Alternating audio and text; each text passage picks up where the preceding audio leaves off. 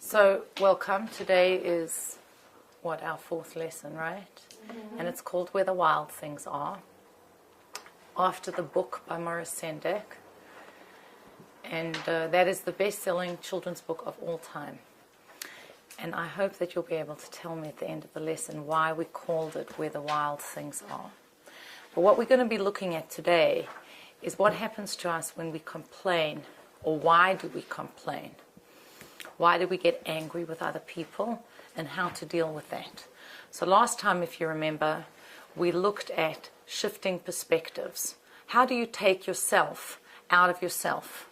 You look at things a certain way, another person looks at things a different way.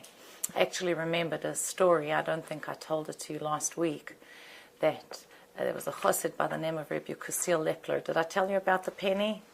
The shiny coin? Yeah, so, for each person. Yeah, okay, so I did. He says a shiny coin means different things to different people, right? Mm-hmm. To a child it's a toy, and to a poor person it's a loaf of bread, and to a wealthy person it's a chance to make another penny. He's going to invest it and make more money. So we all look at the same world, but what we see depends upon who we are. And today we're going to take that theme a little bit further, which is the way I look at things is going to change my own internal reality. And all of us tend to impose our perception on other people. So the first thing we're going to do is an exercise, and you don't have to write it. You don't have to speak it out. You do have to write it down, but you don't have to tell anyone what it is that you're feeling. And this is the exercise. Have a look at exercise 1. Efrat, do you want to read? Self-assessment. Read out loud so that everyone can hear. Where the wild things are. Self-assessment. What pushes your buttons? Exercise 1. Identify one failing in others that you are sensitive to, or as distasteful to situation that presses your buttons and keeps coming up over and over again. The failing or situation you choose must be a repeated theme of yours and must be something that arouses anger and disgust in you. Now write it down, detailing why you are so bothered by it. Okay, so you're going to have a couple of minutes to do this, but I just want to clarify. This is your exercise. You're going to write down something that it's got two features. A, it happens over and over again. It's not like, I was in the store and someone dropped a bottle of milk and it spilled all over my skirt and I got upset. Well, of course, you were on your way to a JLI class and you wanted to look great. So that it's a one-time thing that you got upset about, right? No, this is something that repeats over and over again. The second thing is that it must arouse in you a feeling of anger or disgust or disdain. I really don't like that. It's not that you're saying, I'm not crazy about it, but it doesn't bother me so much. It has to be something that makes you angry, that presses your buttons, and it has to be something that happens over and over again. It's a repeated theme in your life. Does anyone want to share what they have to say? Hi, Mushka. Like when people use the term "I'm lazy" as an excuse for not doing things. I do that all the time.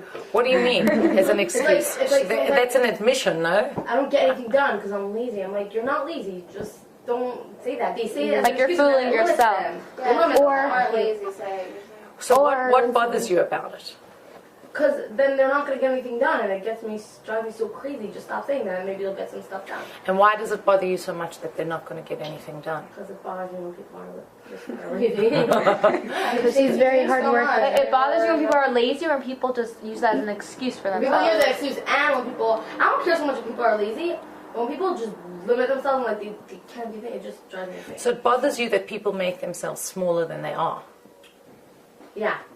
And they waste their time. Yeah. And the other one, they're all like the same thing. And like when people sit around and don't take initiative, like if the milk spills on the floor and they don't clean it up, yes. They wait around, it drives me insane. I'm like, just hello, it fell, clean it. And even maybe they're thinking that about you. No, let's say I'm busy. Look, can I give you an example? It happened today. We were putting away the groceries and a pot fell off the counter. And my little sister was like dawdling around. I'm like putting away stuff in the fridge and I'm busy and she sees and she's like sitting there staring. And I'm like, I got so weird and I'm like, pick up the thing, you know? And like, also my third thing I wrote is when people can't admit that they're wrong and they just like, they think that they're so right and they're so full of it and it drives me crazy. And I'm like, okay, just... I'm right, you're wrong, admit it, right? But usually no one. There could be certain things that are objective, but the truth is, what Efrat is saying is quite accurate, that most things in people life think- are a matter of perspective. She's Right. not admitting that she's wrong because she doesn't feel that she's wrong. Yeah, but you could acknowledge someone else's opinion. Okay, let's say, I'll give you an Say, example. you're talking about something factual. Right, some people won't even like bother to talk it out. They'll just say, forget it, and like walk away or. No, let's say someone's like, let's say that Okay, person. wait a second.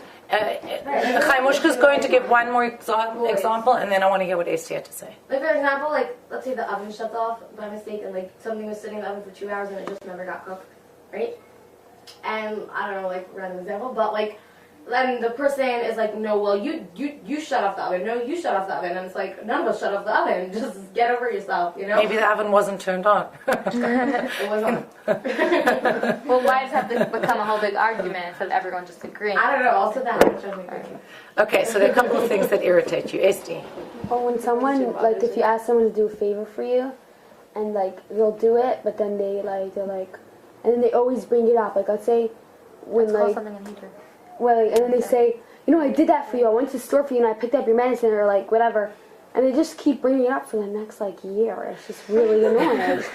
You owe them so much, I right? know. I'm like, oh, my God, you went a half a block from your house to go get me something. Like, Right. you know how many favors I did for you? Don't Like, I hang don't it bring over them my up. head. I don't, like, oh, you have to do this because I did it for you. Okay. You know? It's called So that's not a the button. comma, but something else.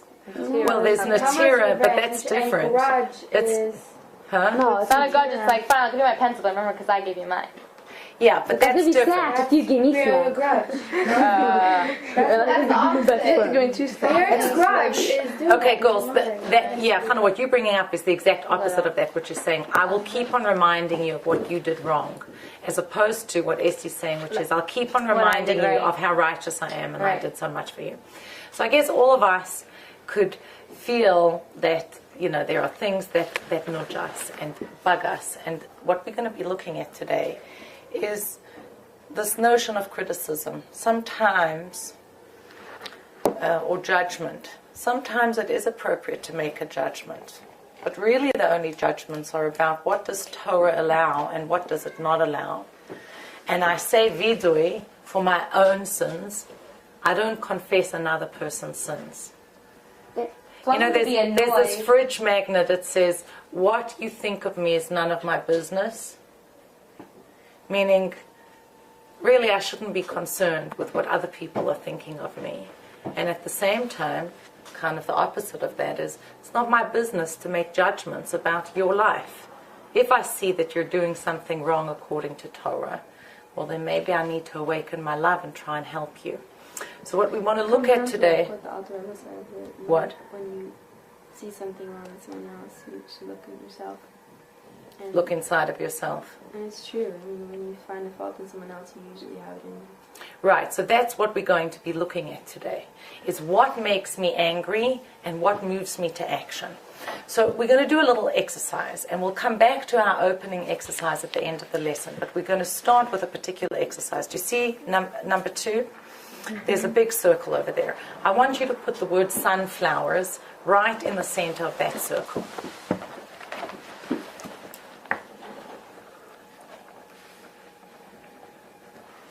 And now, you're going to have about a minute to write as many associations as you can about sunflowers. What do you mean? Okay? Like, Anything, like if you think of yellow or if you think of sun, it doesn't matter what you think, but you must keep on going. And maybe one word will remind you of another word. Keep on going. That's your central word. And if you run out of space in your circle, then you go outside of the From one circle. word to the next. Not necessarily. It should try and bring it back to sunflowers. outside the One circle thing or inside? that Doesn't you matter. may fill up the inside of the circle and need the space Oh, we have outside. to bring it okay? from sunflower back to Oh. sunflower? It should always be an association about Oh, sunflowers. just saying. Cheery. Growth. Growth. It's not very general. It's personal. I'm like I could say it, but it. Okay. Good. I went horseback riding and there was a field of sunflowers. Oh, good. So I rode horseback horses, riding, yeah. right? Okay, good. Horseback riding. Just a random. We have sunflowers in my backyard, so we have next to it a pepper plant. So, sorry? We have pepper plant and sunflower Oh, plant so in the backyard. sunflowers and pepper plants. Great. I did summer. Summer. Mulo. Mamulo. Oshki? The country. The country. Garden. Garden. Farm. Farm. And I'm sure you had many other words, right?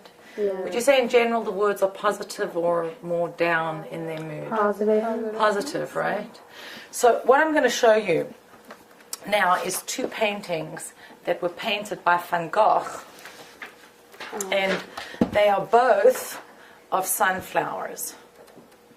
Now, the one over here, Is it here? here they Oh, I are. have Yeah, them you in have color. them, but I put them in color over here.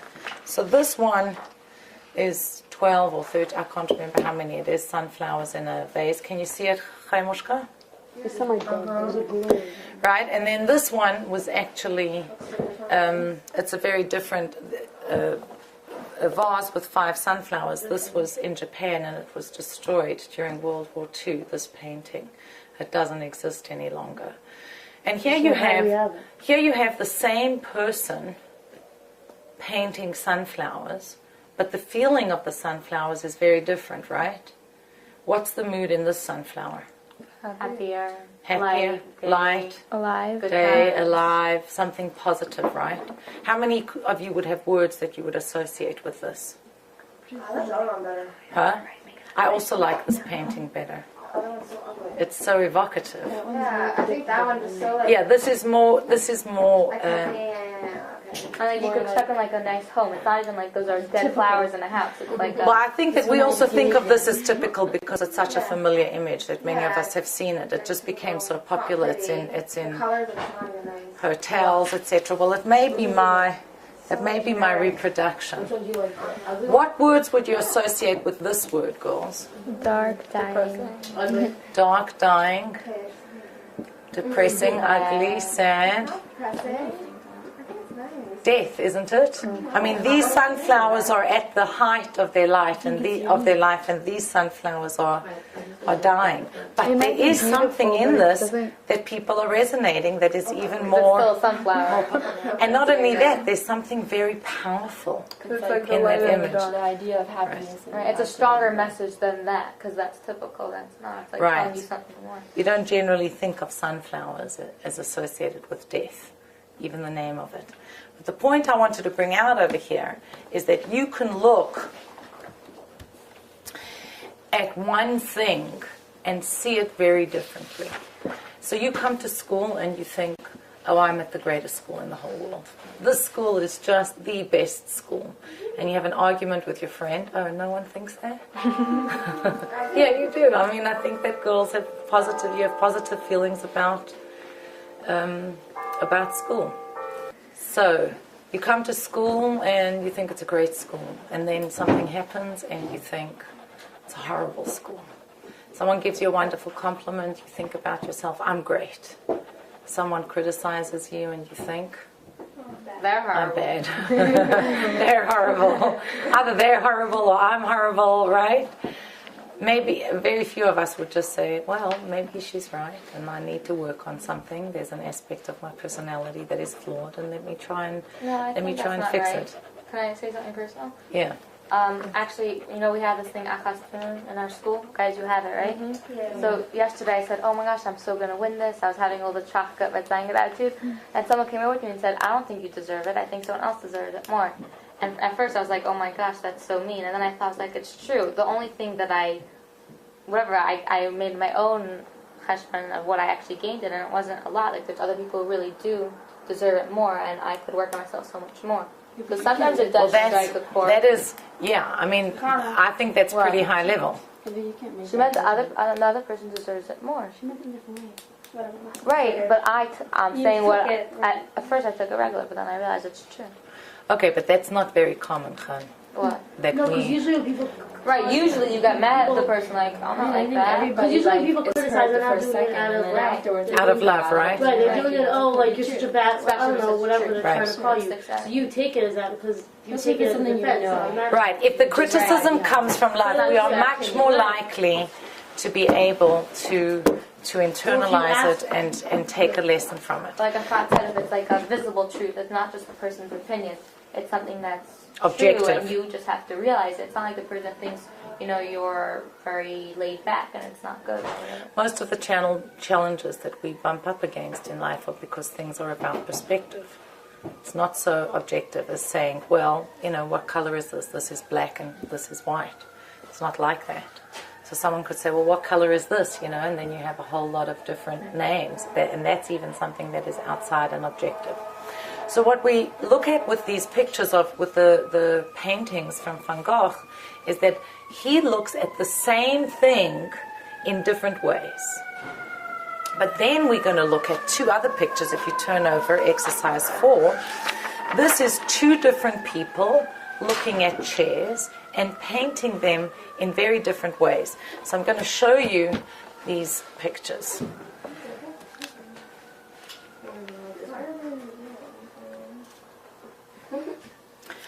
All right, girls. It's So just here- different, happenings, different types of houses. You could have a cottage, or you could have a, Spanish. Well, these two pictures, if you have a look, hi Mushka, can you see? Mushki, just sit back a drop. These two pictures were painted by two artists who lived in a house together for a certain period of time. Same house? This is done by Gauguin, and it's his chair that he painted, and this is Van Gogh, and it's his chair that he painted. Can you see them? Can you see them clearly? Huh? Shall I make it a little bit bigger? No, it's fine. What I want you to comment on is the differences between these two paintings. So you can look in your drawing over here, or you can look at this, because these have colors. What kind of differences do you notice? Looks like I'm the slave. Sounds like more like homey. It looks like this is the master and this is the slave. It looks more stiff back there. Okay, these are two friends. They're both artists, and they rented a house together, and they were painting, and it was winter. In the summer they used to go out and paint the landscape, but in the winter it was too cold, so they stayed indoors, and they still wanted to paint. This looks more like a summer picture to you? Yeah, the patio. Looks like it's on a patio. Really? I see vegetables over here at the back. Yeah, but the colors To me it looks like it's in a kitchen. So this is more real, and this is more jazzed up.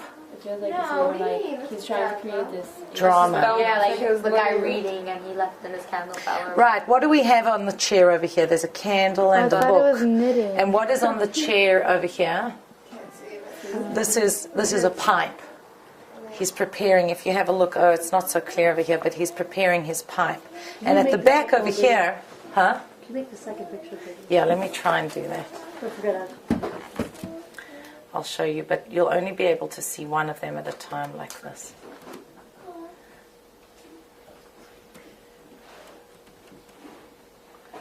So here's parts of Gauguin's chair. And you can see the lamp, and look how he's got fabric on the chair, and the carpet is painted. The wall is dark. Yeah, the wall seems to be painted or have watercolor. I don't know. Watercolor on it. And this is Van Gogh's chair, right? So it's clearly not as intellectual. There isn't a book, there isn't a candle, there isn't the lamp on the wall. You've got a couple of vegetables in the back, and a stone floor, It's like drawing it and out. the wall, and this pipe. And the wood is very plain wood. It hasn't been stained or glazed. Now, my question to you is, looking at both of these paintings, when you look at both of those paintings, what do you think it tells you about the artist? One's more stiff. One was more realistic. Let's say the Gauguin is the first one and the Van Gogh is the second. Van So, Gogh is more like plain life, like just simple. A Van- chair, a door. okay, more basic, Yeah. almost like a peasant Just the necessity. kind of Same quality. thing. The first one is Sorry, Mushki? Taking these face value like the chair. Well, is it at face value? Because let's come back to that question. You Is never find a candle left on a chair usually. Why? Right, we're talking about the second If you're one. done a book, you leave your phone on a book. A candle. And those days, No, but still, it's not realistic. I leave my coffee. I leave my coffee on a chair. Or if you're, yeah, careful, They could both be in the same careful with house. your hair. Okay, so what else do you say about these two different people? If you were thinking about these two, Well, you can look at it in both ways. Either one is more realistic than the other, or the first one is being more light-spirited and adding colors is like... okay, so another way of looking at it is that the Gauguin is more spirited. We would think that he has more chayas, he's more dramatic as a person than trying Van to do Gogh. the best of whatever it is. Where do you get that? He has more of a detailed Huh? It's red, there's this lush carpet, there's a lamp on the wall, there's a candle on the chair, there are arms to the But they could be in the chair. same house. Just one's a kitchen, one's a dining room. Okay, so I have a question for you. Well, they chose to paint If two you things. think, how do you think the paintings would be if Van Gogh painted Gauguin's chair and Gauguin painted Van Gogh's chair? Well, we don't know. Maybe they were just copying Maybe the reality, exact same. Just one would have. or they did their One own would style. dress it up a little bit. It would make it. Depends on their... Well, maybe that was the reality. Yeah, I agree with Razy. You see, I don't doubt that the chairs had a form that looks basically like those chairs looked. But what the artists were doing, and what any artist does, is in trying to find the essence of that object. You have to penetrate and penetrate till you find the interior essence of something that you're trying to paint. And then you bring it out and you put it on a canvas for other people to see. But in the process, inevitably, what do? You put something of yourself in that chair. That is a projection. So when you look at another person, you're not only looking at that person, you're looking at yourself on that person as well. When you're happy with yourself, then you see other people in a We're good not light. just looking at the chair, we're looking at the chair because Van Gogh put himself into Yes, it. there is a lens through which you are looking at the world. So Right, when because you you expect something, like you expect someone to say thank you, so when they don't, you get upset. If you didn't expect that, you wouldn't have that emotion. You wouldn't be upset. say that again, Because you expect people, let's say, to put things away or expect people to say thank you. When they don't say thank you, you have a certain reaction. Right. But if you didn't expect that, nothing would have happened. okay, so I think there's two things. You're bringing up another dimension. Let's say, Chaimushka, when you get irritated, right? Why are you upset? Because you have an expectation. You said, I have an expectation that people will follow through or not waste their time or pick things up from the floor when they see that someone else is busy, right? So our expectations of others land us in a state where we're very dissatisfied with life. Not that we shouldn't have expectations, they can be very healthy. It's good to expect of people because then you help them to rise up to the level of your expectation. But it's not good to attach your happiness to their doing what you want them to do. So you have to understand that everybody has their unique way, and if we were all the same, then we wouldn't know much of the world. Right. So we have to be able to respect that. Other people. And I think that, when I began, I said our differences create the beauty of this world. And yet it's those very differences that get us to be irritated and upset because why is everyone not like me? As much as I can intellectually subscribe to the fact that it's great that we all Not everybody has that we are all different, when it comes down to things, I want people to do things the way I want people to do it. Why are you setting the table or arranging the flowers or running the event or whatever it is in your way? It should be going the way I want it to go. So, Chanla, I think that is part of what we're saying, part of the truth, but another part of it is what I see in you is really a function of how I see myself.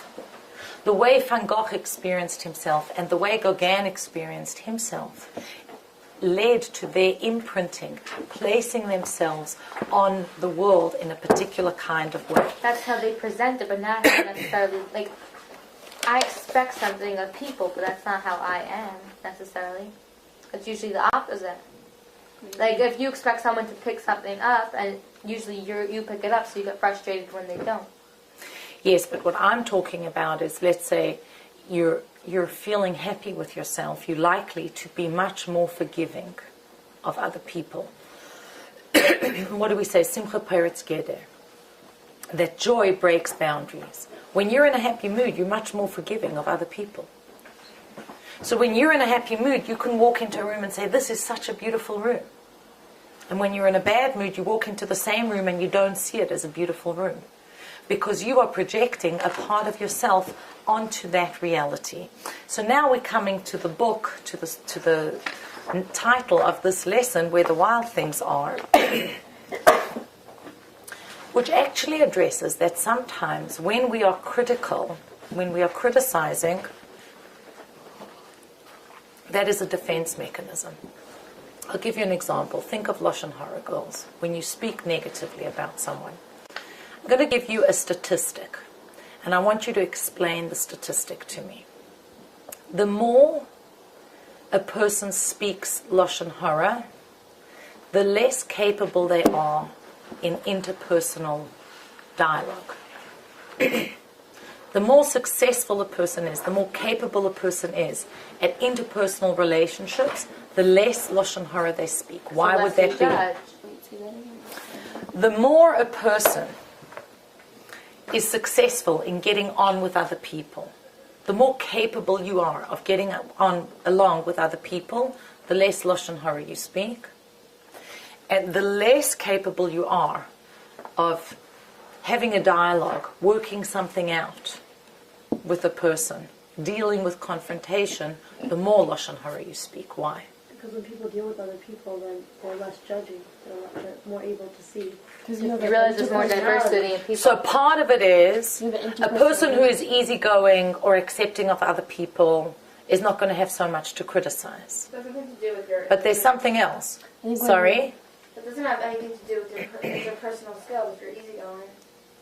Yeah, because You don't think it would make it easier to get on with other people? Oh yeah, actually, I I can think when you're so interpersonal, you have to have the capacity in yourself to be respectful of other people's opinions in order to even listen to them. So once you have that respect, I think that it takes away the idea of talking badly about them. Okay, so Efrat is saying in order to get on with people, you have to have a basic respect for another person. And once you have that respect, you will honor their dignity and not violate them by speaking about them to other people. Is that what you're saying? Yeah. Okay, good. Chava. If you have good skills with other people, then you'll be able to talk it out with them instead of telling it to other people. Right. You see, I think that is much more... all of these are truths. I think they're all part of it.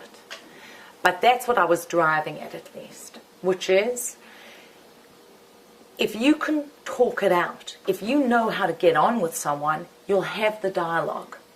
Because even if you understand, you might still get upset at them at something, and if you don't have that ability, then it will never work out.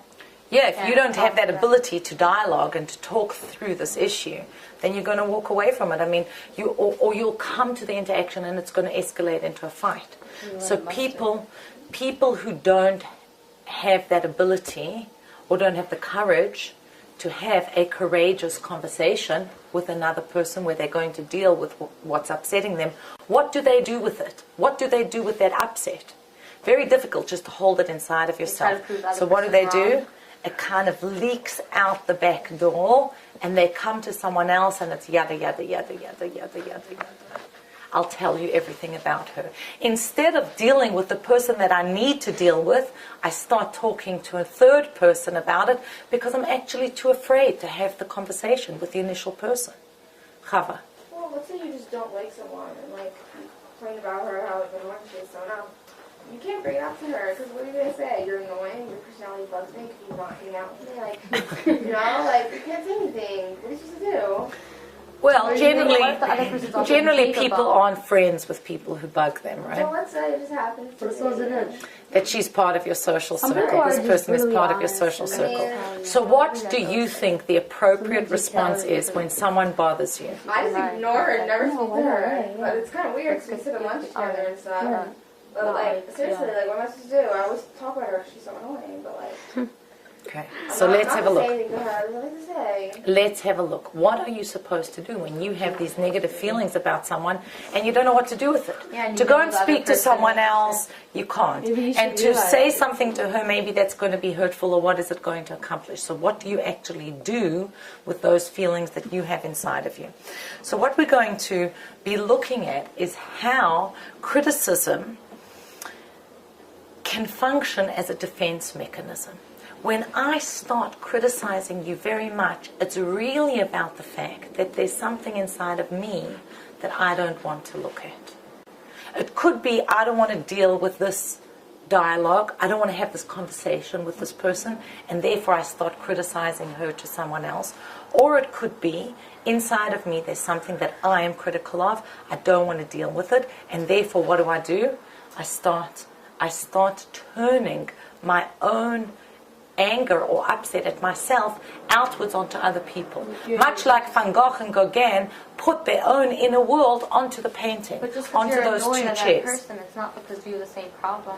No, but you're just gearing the attention elsewhere. But let's see if you want to Okay. deal with your problem right So now. because you don't want to deal with a certain issue. Okay, I want to So say that's two issues in things. yourself that you're not able to Khalila, deal it with is properly. not the case. You're right. It's you don't always have the problem inside of you. Sometimes it's When someone, maybe you could be the That's what opposite, you meant. right? But one thing is certain: But don't you wherever think- you are in life, if you are feeling things that are antithetical to what Hashem wants for us, that means He is giving you on a silver platter an invitation. Here's something for you to work on. Otherwise, it wouldn't come your way. But like, it's like, why? Like, Okay, because He wants you to reveal a koyach, an ability inside of yourself that you don't even know you have. You have to look at every negative thought that you have, every critical thought, every challenging interaction as an opportunity to grow. As humans, we're all different, and you won't get anywhere in the world if you can't respect anyone else but yourself. If you just can't annoyed at the whole respect, world. right, You right. have to be able to. You put have yourself to be aside and able, like, you might be very different than me, but right, we get along because we're humans. right. Okay, so let's have a look. Razy, you want to read? Sure. Text one? Yeah. His mother called him Wild Thing, and Max said, I'll eat you up. So he was sent to bed without eating anything. Okay, so what do you think happened over here? Why did Maxell eat you up? she called him wild then. Yeah, why do you think she called him a wild thing? Yes, Because he probably was a wild thing, right? He was behaving wildly. Can you give us But then what does... Huh? Yeah.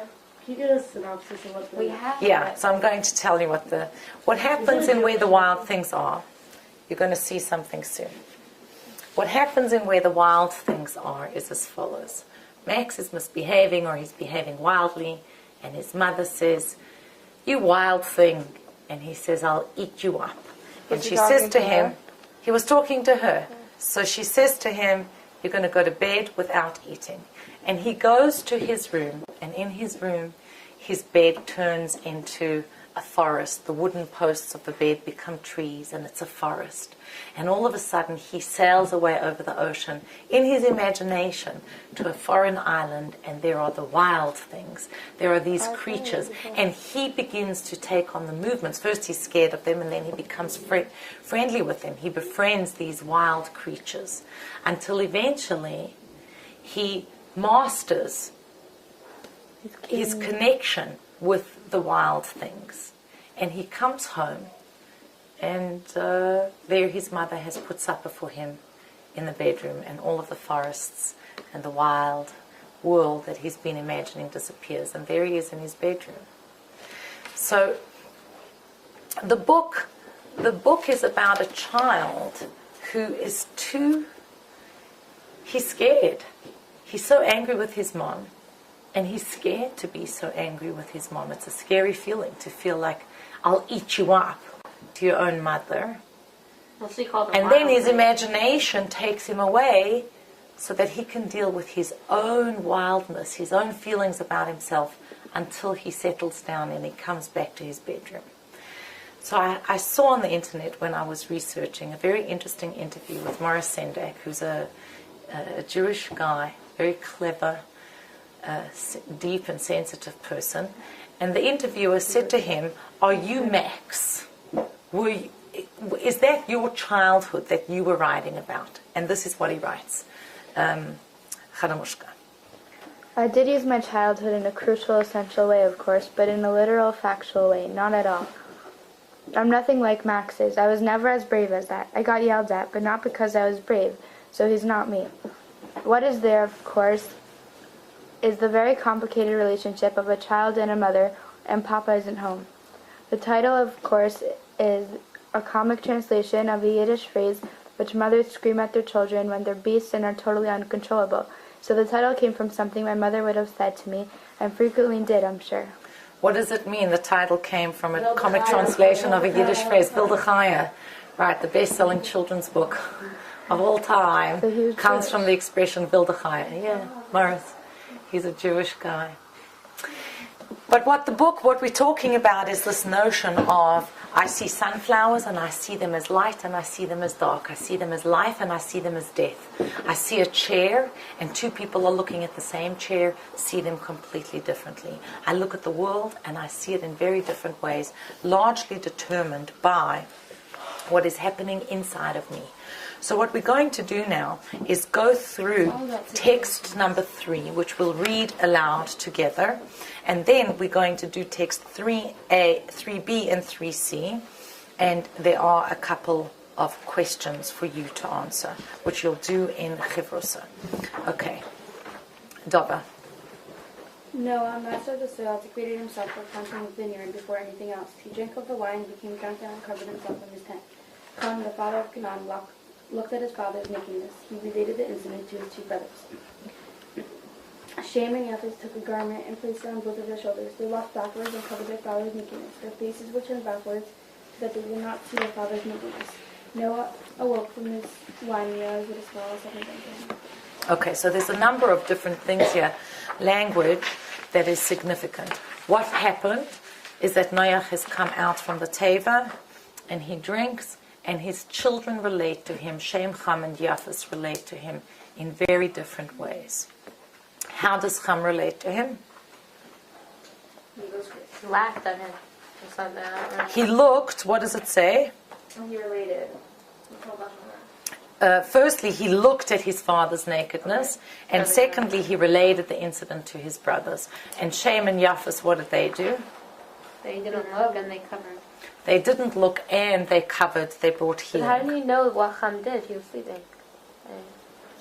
How did who know what How Ham did did? Noach know that Ham had looked at him and had laughed and whatever and told his brother? Well, there was, depending on which Meforshim you read and what had actually happened, he could see that there was evidence on his body that something had happened. But what I find is more interesting in your question is, how did he know that it was Ham? Immediately he woke up. It says he realized what his smallest son had done to him, and it doesn't say their personalities. he knew their personalities, right? This is someone. Always know, like, what kid. Which kid did which? Yeah. Who stole the cookies, and Still doing their homework. who's still doing their homework, right? Okay, so a parent has a sense of the different personality that belongs to each child. And it doesn't say his youngest son, it says his smallest son. So let's look at text 3b. Whom are we up to? Like Chava? values. Smallest, what, Rosie? And like values. Very good. Oh, that's A what lovely says small insight. in it. She says his smallest, yes, because in terms of values or stature, he was smaller than his brothers. Yeah, he was No, the he was the oldest. middle. And Shem was Shem, Ham, Japheth. I thought it was Shem and then Ham. No, Japheth was the oldest. Japheth then was the Ham. oldest. Really? Really? Really? I thought Say Shane Shem, was Ham, older. Japheth. No, That that's says the Shem was the the greatest. greatest. Alright. But that's so cool that Right. he's the smallest and he's not the youngest. So it's not speaking about his youngest son. It's speaking about Smallest. his smallest son. Okay, Chava. What a small son Chava done to him. He went and told his brothers about his father's drunken state. Okay, so that's what Noach realized. He realized that his son had gone and spoken Lashon Hara about whatever had happened. He went and gossiped. Next, let's contrast what Cham did with what Shem and Yafis did. Esti. I mean, Chaimushka. Okay, text and see. Shem and Yafis took. Why is this said a second time? To teach that as they approached him and they needed to turn toward him to cover him, they still kept their faces turned away. Okay, so what Rashi's telling us over here is that you have it mentioned once and then it's mentioned a second time. The second time is to tell us not only that they were taking the cloth in order to cover their father, but that they kept their heads turned away as they... Really good correspondence in the way Because it people says say, that like, you have to constantly tell yourself they- that you shouldn't be saying this, or They turned away you and know, they like, didn't to keep see. away from it, but it's a constant I don't know why it's under something this. that people want to do constantly. And as you're like, Oh, they walk I'm not back going to say with because their it's Lashon Hara, it's in the words. But I don't know No, why I it's really under want to hear it, and you have to constantly keep Right, that reminding there's, yourself. Efrat is saying that a person has to constantly be involved in resisting and moving away from the Lashon Hara that is presenting itself to you, that you have to turn your face. Chan, you had a question about the No, I don't have it in the English. I just have Vayikach Shem v'Yafis es ha-simla. They took the garment vayesung al Shem, Shnehem. They both put it on Shem, and they went in backwards, and they covered his nakedness, the nakedness of their father, and their faces were turned backwards. So that's really on that Vayikach. You're not seeing the whole thing, but it's really on this notion that they went in backwards and then their faces kept on being turned backwards. Okay, what I want you to do is to turn to chart 1 and discuss it for a moment. Sit with a partner, you two and you two. You can do you 3 and you 2. Read these. It says what happened with a question on it, and then things to think about and a question on it, and I'm going to have you give me feedback in a minute, okay? So, the first one, what happened? Cham looked at his father's nakedness. What's the difference between looking and seeing? Looking is observing. Looking is focusing on it and Right. seeing. Opposite. I would say that there's the notion of intention. Yeah. That when Never you... said seeing. Seeing is kind of... you happen to see. Oh, I saw that. But looking... Yeah, Looking is, I am gazing at that and I am focusing on that.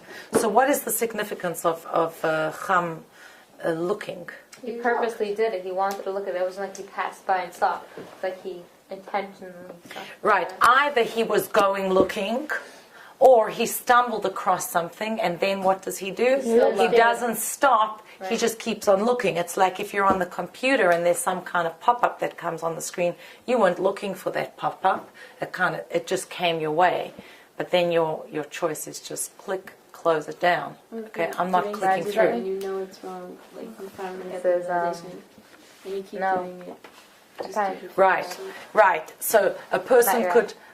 could be engaged in something that is inappropriate, get that it's inappropriate and ignore that, or make a decision that they're actually going to change.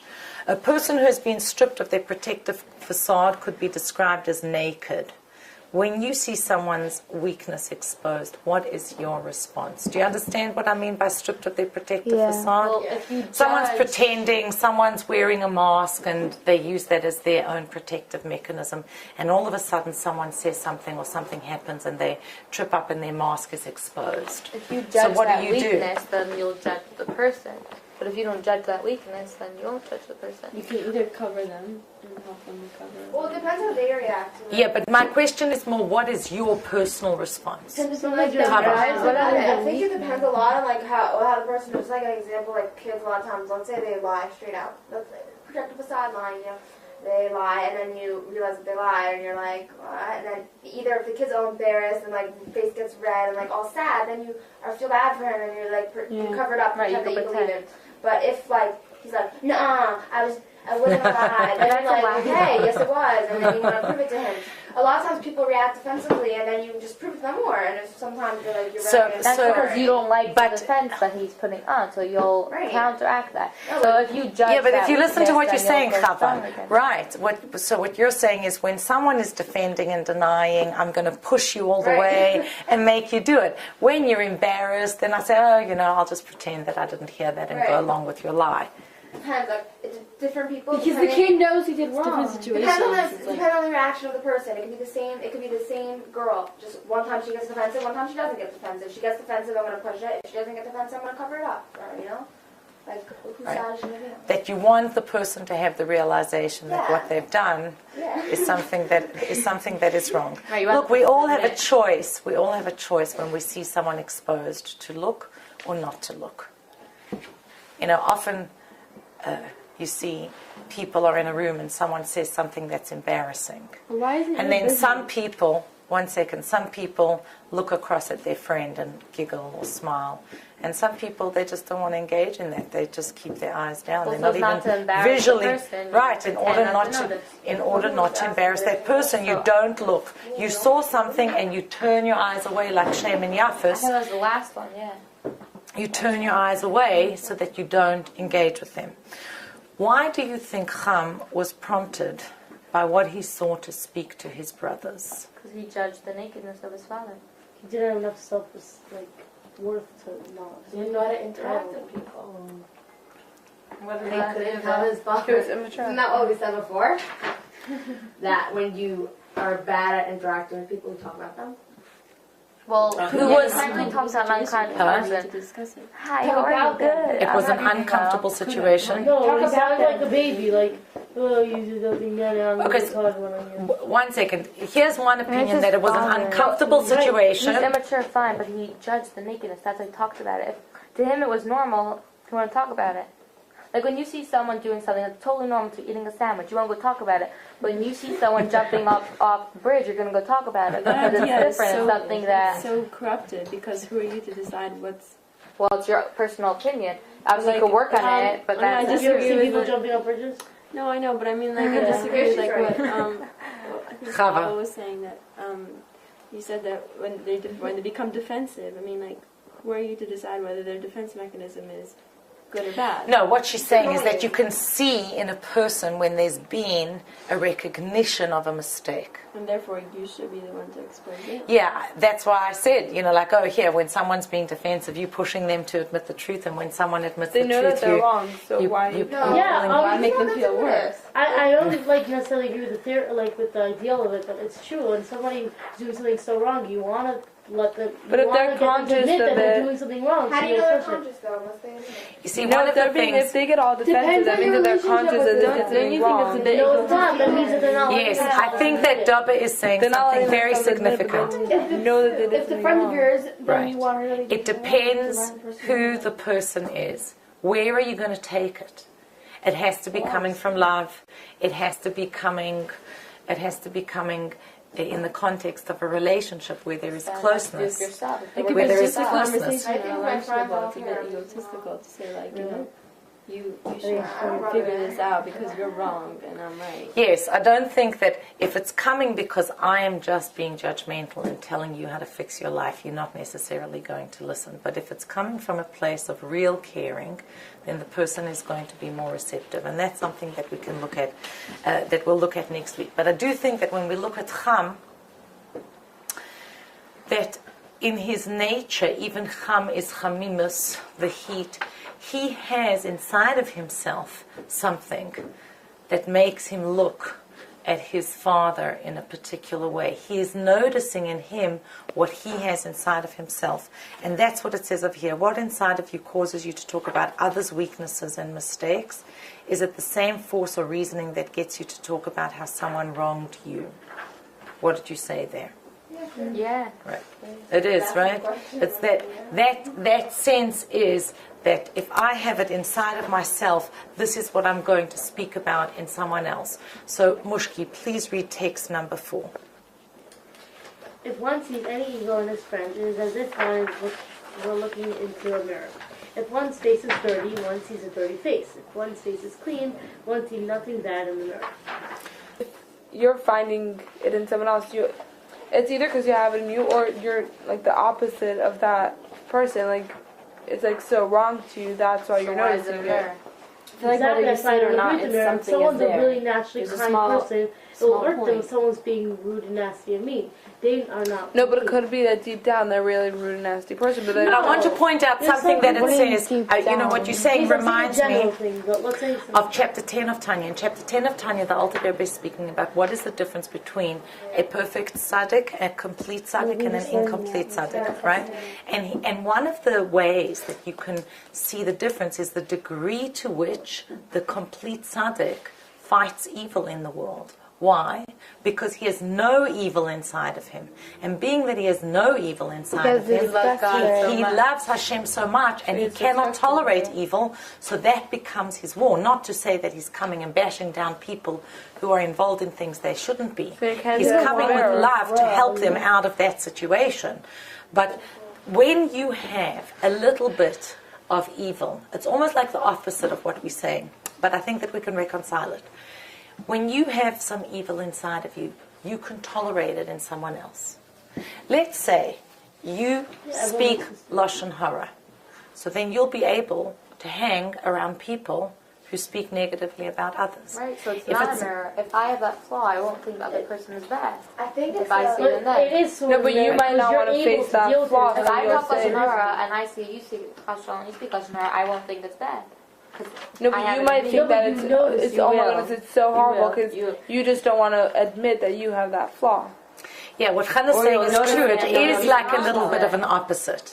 Yeah. There is an aspect where this is opposite. Because I have it in me, I can tolerate it in you, right? I don't always agree But with how that. does that fit with this notion? I'm coming to you now, Chava. How does that fit with the notion that what I see in another person, I have in myself? I want to give you an example in the positive. When you see something good in another person, girls, you have to know you have that inside of yourself.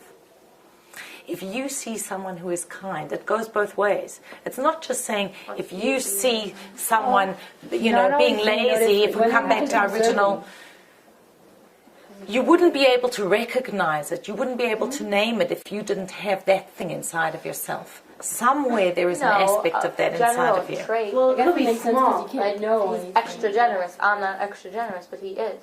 Yeah, Yes, you but you to have know some what you're doing. generosity inside of Everyone- you. What if no, someone, not like- necessarily. I could be a very stingy person.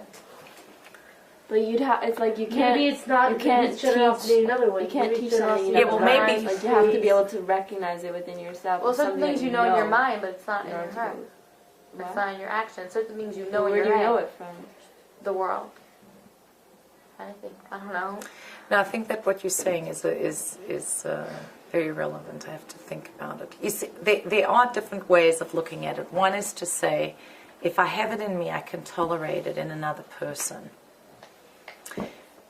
If I see something in another person, Not necessarily is that in you. so the Ma'or is saying we're going to look at when it applies and when it doesn't. Okay, I want to hear what Chava has to say, and I want to look at two different applications of this Chava. I think it has to do with like more like what's nature and nurture kind of thing, like, or just like what's natural for you and what you have to kind of work on. Like, let's say like I'm just naturally generous, so stingy people don't bother me. Like I don't care. Okay, you're not generous, that's fine. Not everyone's there, but like let's say something I'm less comfortable. I don't know. I think it's something that like you still are a little bit Something that working you're on. struggling with.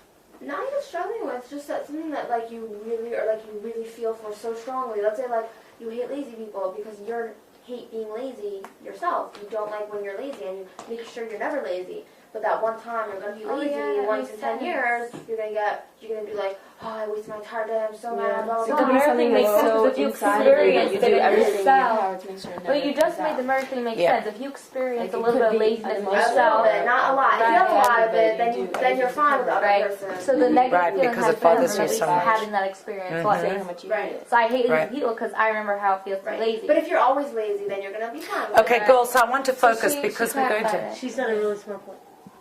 What clarified it for you? You have to have had an experience of that. I'm not a lazy person, right? Let's say, but I remember what it feels like to be lazy, and I hate that. So now I see it in someone else, I'm going to hate it more. It doesn't mean that I actually have it, but it's not necessarily a mirror of who I am now, but it's a mirror of everything, like my nature. You see, what I think binds what everyone is saying together is that the way I relate to the world outside of me is not just a factor of the world outside of me. It has something to do with my own inner landscape. So let's take this example of what the Ma'arei Naim is saying. You could see something in someone else, but you have two very different responses.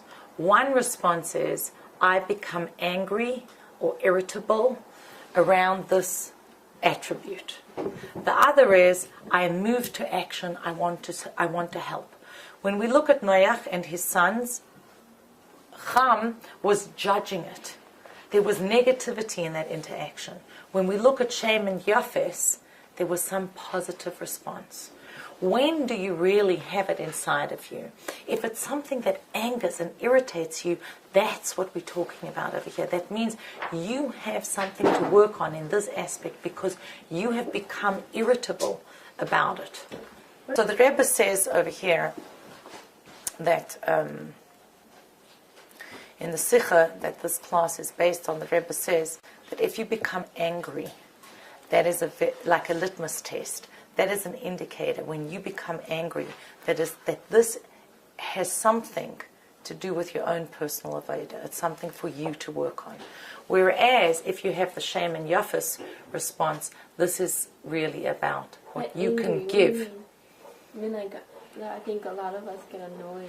Yes, I'm annoyed or indignant. Yeah, annoyed. I have negative feelings. I am judging the other person. I think annoyance is actually a little bit angry, like you're angry at that person for not. Yeah, but you're not like angry, yes, like it is. So like for instance, I get very frustrated when people misuse like certain words or something like that, but I don't get angry at them. Oh, that's different.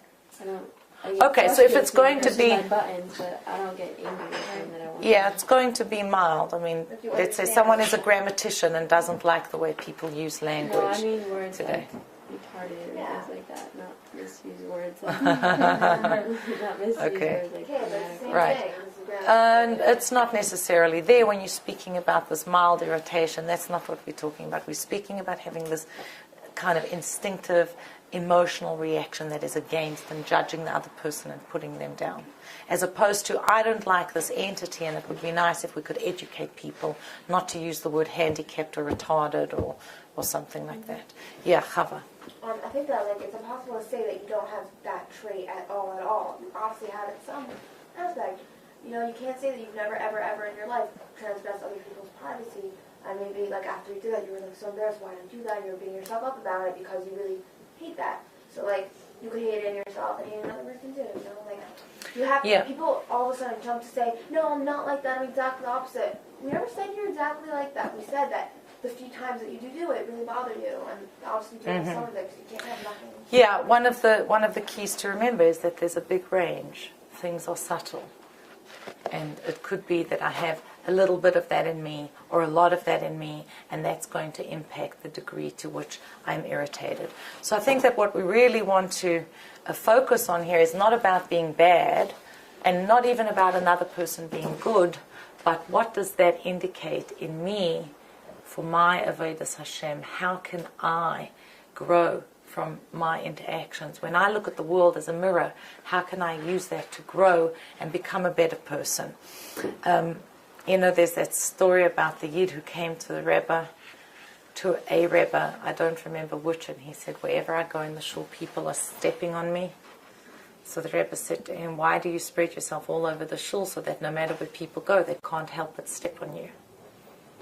You know, I could take my ego, my yesh, and spread myself all over the world, and you will have nothing to do but to step on me, because wherever you go, you can tread here and you can tread there, but I'm so big, my ego is so big that you're going to be, I will experience you as violating me.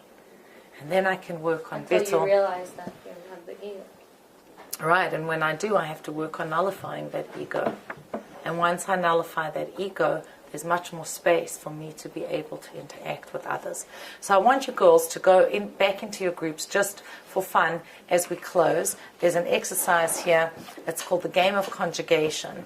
And what it shows is that when we speak about ourselves, or we speak about a person that we are talking to, second person, or a third person, we describe things in different ways. So have a look over here. I am firm. You are stubborn. He's an obstinate mule. You see the difference? When I speak about me, it's positive. You, it's kind of neutral. He or she, oh well, terrible. I am a liberal. You are a radical. He's a communist. I am far-seeing. You are a visionary. He's a fuzzy-minded dreamer. So I want to see if you, in your pairs, can come up with at least one of these, hopefully 2 or 3, all right? Let's see what you come up with. Speaking about how we look at ourselves, we judge ourselves favorably, and we judge other people negatively. Let's do it all together. Yes. We'll start with something. Let's say, I am funny. You're a clown. You're a clown. She is stupid. Yeah. Oh, that's a good one. Funny, silly. You are? I am funny. Okay. I'm funny. You are silly. She is immature. Right. Well, maybe we can find their representative. Something else. Let's go with I am... You're a clown. I am intellectual. You are. No, that's a red. And she's up to. You're a geek. He's Udo. Yeah. The last one would be nerd. She's a geek, right? Or she's a nerd. Yes. I'm intellectual. Oh, you're a bookworm. You're a bookworm. I'm intellectual. You're a bookworm. She's a geek. Anyone can come up with something else? I'm stylish. Okay, I'm stylish. And She's a fashion slave. Yeah, she has no style. She doesn't have her own style. I'm blunt. No, but that's like totally I am what? opinionated. I'm blunt. You are rude. He's despicable. Okay, so yeah, good. I know. I would put I'm straightforward, right? Or I'm honest. You are blunt, and she is Despicable. despicable. Well, she is rude. Yeah, she is rude. That kind of thing. I think so that's girls, the most common thing. Like you could say someone's honest. You could say they're really blunt or rude. You know? right? Like someone's like, oh, I'm just a blunt person, but very usually they're blunt. disgusting because they came over to you and told you like your shoes And are they disgusting. say- Like there's a difference between being honest. And I'm honest. When I say it, I'm just being honest. I'm being real with you. But when you say it to me, it's like, how could you do such a thing, right? You're convincing them and you that you're saying, whatever you're saying is fine because you're totally being honest. Right. So I want you girls to go away this week and to think about this notion that we're looking at the same world and what we see depends on who we are, and taking that further, that if I see something negative in someone else, let me check in. If I get angry, let me check in. So now when you go back to your original exercise and you look at what you wrote, what you can do for this week is to say to yourself, how much of that is because I have a vestige, even a tiny little bit of it inside of myself, and how much of it is coming when I feel that kind of thing? Do I have a response where I want to actually help someone? Am I having a cham kind of response, or am I having a shame and yafas kind of response? And to become sensitive to the language that we use. What kind of adjectives am I using to describe myself and you and someone else? Okay?